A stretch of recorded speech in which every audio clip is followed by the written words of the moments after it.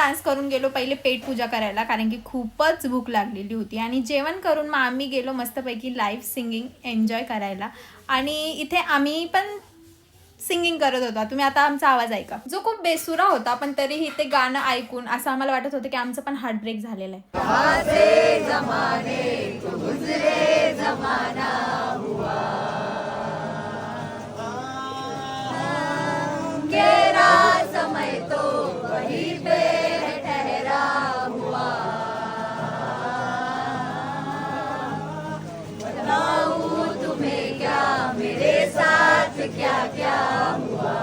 तो क्या बताए गाईज क्या क्या हुआ, पर जाने दो.